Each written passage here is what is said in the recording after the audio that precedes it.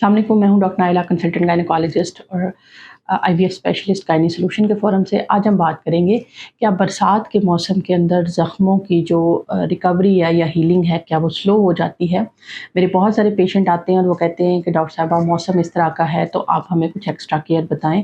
क्या इसमें वाकई कोई एक्स्ट्रा केयर करने की ज़रूरत है। या एक और बड़ा सवाल किया जाता है कि क्या हम ऑपरेशन के बाद दूध या दही का इस्तेमाल ना करें क्योंकि उससे रेशा बन जाता है। तो ये कुछ ऐसी चीज़ें हैं जो ज़ख्म की हीलिंग या वूंड की हीलिंग के बारे में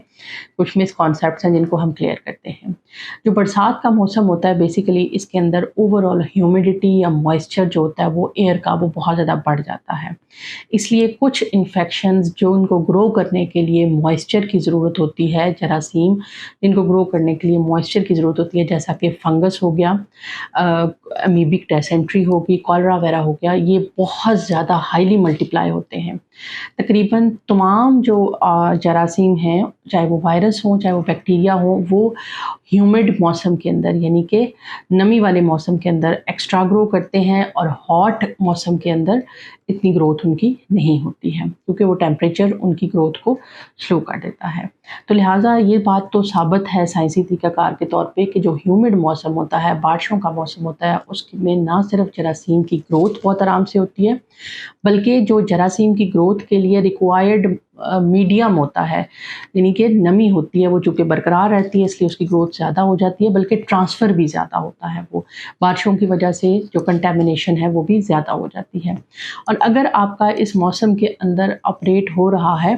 तो आपने अपनी ओवरऑल हाइजीन का बहुत अच्छा ख्याल रखना है, एंटीबायोटिक प्रॉपर से लेनी है और कोशिश करनी है कि अपने ज़ख्म को कम से कम 2 से 3 दफ़ा आप साफ़ करें ताकि लोकल एरिया पे कोई भी ग्रोथ या कल्चर जो है वो ना हो पाए। इसके अलावा जो अपने सैनिटरी पैड्स हैं वो भी 6 से 8 घंटों के अंदर अंदर चेंज कर दें क्योंकि 8 घंटे के बाद ग्रोथ शुरू हो जाती है और वहाँ भी आपको इन्फेक्शन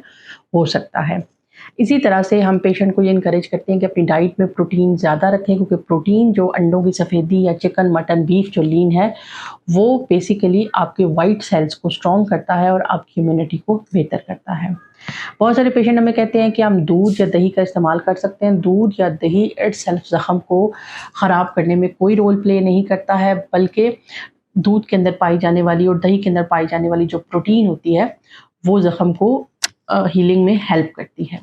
बल्कि जो मैदा, चावल, चीनी यानी कि बहुत हाई जिनका ग्लाइसेमिक इंडेक्स फूड होती हैं, बहुत मीठे वाली चीज़ें होती हैं, उनको बेशक आप अवॉइड करें क्योंकि शुगर लेवल अगर बॉडी में ज़्यादा होता है तो जो क़ुव्वत मुदाफ़ियत वाले सेल यानी कि सफ़ेद सेल्स हैं वो कमज़ोर हो जाते हैं और आपकी हीलिंग जो होती है वो स्लो होते हैं और वो वहाँ से जरासीम के ख़िलाफ़ लड़ नहीं सकते, लिहाजा ज़ख्म में पस पड़ने की जो रेशो है वो ज़्यादा हो सकती है। अगर आपका मौसम इसके अंदर वो हुआ है तो ज़रूरी नहीं कि आपका ज़ख्म ख़राब होगा, बस आपको थोड़ी-सी एक्स्ट्रा केयर करनी पड़ेगी।